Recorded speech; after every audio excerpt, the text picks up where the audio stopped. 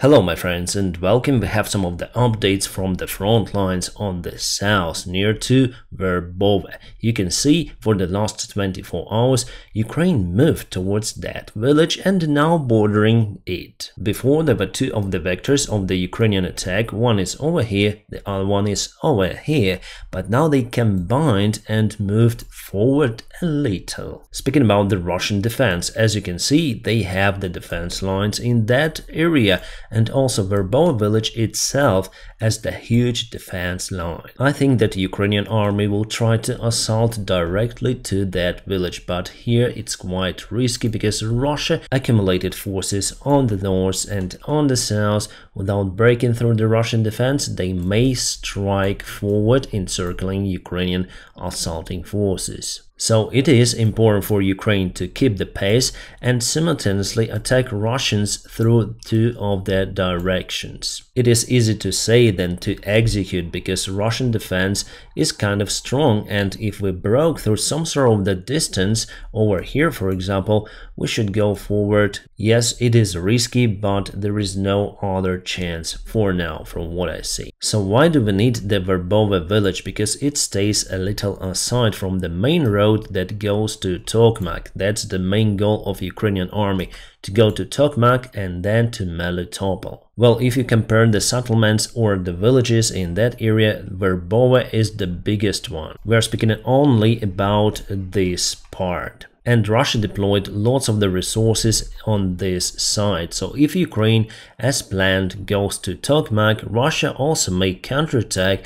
from this direction. So it's very important for Ukraine to expand the territories, taking this part also under control to make sure that the Ukrainian counteroffensive will be successful. Well, anyways, you see that Ukraine is pushing every day, taking the ground. Yes, slowly, but it is happening. President Zelensky visits the United States of America. He just landed in the United States. Today he said in an interview that Ukraine will strike massively very soon and he knows where it's going to happen. I believe that it will be near to Robotyne. That is why Ukraine accumulates resources, and soon we're gonna have Abrams tanks and long-range missiles. So hopefully at the end of autumn we'll have enough resources to break all of the Russian defense lines on the south. It is very important to do it till the winter time, because then Russia will have enough time to prepare even more defense. And unfortunately, during the future spring campaign, Ukrainian army would hardly go to penetrate the Russian defense. During President's visit to the United States of America, I do expect a positive decision for the ATACMS long-range missiles. It seems like the Wagner camp in Belarus doesn't exist any longer, so you can see many of the tents. It is the old satellite image, and this is what we have right now. All of the tents were removed. So for sure the Wagner base doesn't exist any longer. The remains of Wagner will just vanish around Africa or in the Russian army. Mark Milley confirms that we should expect the long-term war on the Ukrainian territory. He said the task to liberate all of the Ukrainian territory is very hard to achieve. However, he said that it's not impossible. He says that the current counteroffensive operation is the tactical one, not the strategic. Yes, it may add something to the main strategic goal to liberate all of the territories. However, the counteroffensive itself will not lead to that main goal. We may cut the Russian army in two, we may reach the Azov Sea, but other than that, this goal for this current counteroffensive is quite limited. The main idea, I think, is to reach Crimean Peninsula and to ask the question for the Russian army and the Russian management whether they want Ukrainian army to go to Peninsula or should they withdraw themselves after some period of time. The Ukrainian general commander of the eastern flank, Syrsky, said that Ukraine broke through the Russian defense in the Bakhmut area. I think that he meant the Klishivka village that was liberated just recently, and indeed Russia used it as their main point of defense on the south from Bakhmut. We have the information that Russia sent the elite paratroop divisions to Robotyne. Yes, it was announced almost 1 month ago, and after it, the Pskov base was attacked, and just now Russia was able to send the reinforcements. Paratroop divisions are not used to fight on the front lines. They perform the specific tasks, usually behind the front lines, around the enemy positions. That is why they called paratroopers, to deliver them to some remote point where they may act very precisely, independently and successfully. On the south, fighting in the trenches, there is no big deal whether those are paratroopers or mobilized Russian men. There is the confirmation about 5 of the brigades of 7th and 76th Division of paratroopers that are now located few kilometers away from Robotine, I believe in Novoprokopivka. Counting that, there should be around 10,000 paratroopers that Russia deployed recently. Alright, in that case, we need more artillery, many more. Remember that last week the Russian submarine Rostov-on-Don was hit in Sevastopol dry docks. Well, here we have the photo confirmation. The background is blurred, but we may see what happened to this submarine. It is completely destroyed. You may see the forward upper deck, and it seems like there was the internal detonation. Judging on those wreckage, there were torpedoes inside, by the way, and all of the internal part of the submarine was on fire. The other hull is located on the side of the submarine near to the main engine and the accumulator section of the power plant. All the experts confirm that it's better to build the new submarine rather than restore this one, because all of the parts of the submarine were damaged, either from inside or from outside. You may see how the precise cruise missiles really are. Let's look at the submarine scheme again, so we understand that on the front there are some of the torpedoes, and there was the most severe devastation. Here on the side, as I say to you, the accumulator batteries, which also might create the fire in the aft compartment of the submarine, so definitely it is lost for sure. Alright, the main question for already 3 days is about Kadyrov's house. We have the first comment from Peskov, who is Speaker of Kremlin, and Putin himself. He says that the present administration of the Russian president cannot comment on the health condition of that individual. Maybe the story with Kadyrov being in hospital is not true, but something tells me that he really has the health problems. Severe health problems. If you search for his videos around 10 years ago, he was really in perfect health conditions. He was speaking okay on Russian, on Chechen, without those don and mixing the languages. So why the health of Kadyrov is so important? Because everything in Chechnya connected to his personality. If you remove Kadyrov, there should be some of the fight for the power. This is the autocratic logic. It's usually happening like that. According to the documents of Chechnya Republic, Kadyrov is now on vacation. He's there from 3rd of July 2023. Quite a big vacation, I would say. There is the Media Observatel. They have their own resources in Chechen community, and Chechens say that Kadyrov wasn't going the surgery on kidney.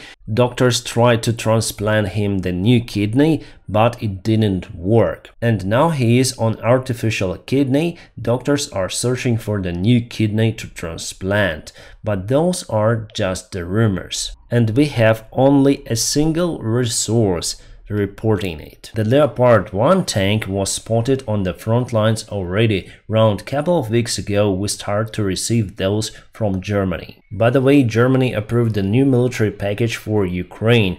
For now, with no towers, but the decision will be made very soon, I think simultaneously with ATACMS. For the first time, the South Korea sent the military equipment for Ukraine. Those are the K600 demining tanks on the K1 tank base. The construction of the front part is very similar to Leopard demining vehicles. Those demining vehicles might be also controlled remotely from the distance of 5 kilometers, which brings more safety for the crew. You might have already heard about the big grain scandal between Ukraine, Poland, Hungary, Slovakia. You see, Ukrainian grains are quite cheap to produce and the same quality as in European Union. We have nice lands for agriculture. So if Ukrainian grain goes directly to Poland for sale, let's say, the local farmers will struggle with their grains. Why? Because everything is more expensive in Poland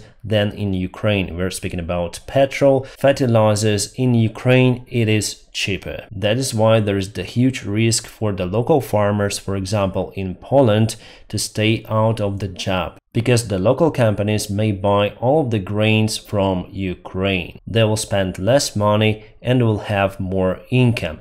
The products will stay the same price. I am sure that the business managers would not reduce the price of the final product for the customers just because there's the cheaper grain from Ukraine. Before I thought that customers might win something, but I don't think so right now. The only profit will go for the big companies if they buy the cheaper grains. Still, there are some particular grains that are not growing that much in Poland than in Ukraine, so Poland may allow that export. However, mainly, the market is closed for Ukraine, so it's not good for Ukraine, because our farmers also need to sell their products. Ukraine thought to sell its grains to the third countries non-EU, using the Black Sea as the route for the ships, as usual basically. But now just few of the companies agreed to send their ships to take the grains from Odessa ports. Safety is not guaranteed after Russia left the grain deal. So it is also the big problem for Ukraine to sell the grains, and unfortunately there are some tensions between allies because of the grains. From what I understood, Ukraine will go to the international court because Poland, Slovakia, Hungary are blocking the grain supplies to those countries.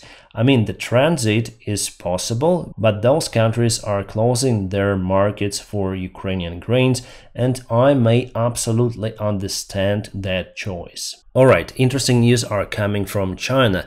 They banned the supplies of their drones to Russia, heavier than 400 kilograms, that might be used during this conflict. 4 kilograms is kind of the big drone, but as for the FPV drones, the weight of those is not more than 500 grams. Usually, the frame, engines and no battery. China and the companies in China do not want to go under the secondary sanctions. Well, at least there is the start of the movement to isolate Russia even from its own allies. Hopefully it will be like that. According to the Russian official documents, they printed around 230,000 certificates of the soldiers' life loss. In 2022, they printed around 9,000 of those, now 230,000. I would say that the Ukrainian official statistics for the Russian losses is not far from being truthful. By the way, there is the scandal now in Poland. The ruling party in 2011, which is planning to take the part in new elections, was planning that Polish forces would withdraw behind the Wisla River in case Russia attacks Poland. Well, that party says that by that time Poland hadn't had enough forces to withstand against the Russian aggression. That is why the proper maneuver was to withdraw the forces behind Wisla and resist. Well, basically that is what Ukrainian army did in Kiev region, retreating and letting Russians to extend their supply lines and logistics, and later on Russians were forced to retreat from Kiev area. But on the south, Russia managed to take the ground and still holds it. My friends, don't forget to press the like to this video, and also if you want to support my job, there will be some of the links available in a video description just below. Special thanks for my Patreon supporters and the sponsors of my YouTube channel. Guys, you are awesome. My friends, I wish you all a peaceful sky wherever you are, and have a great time.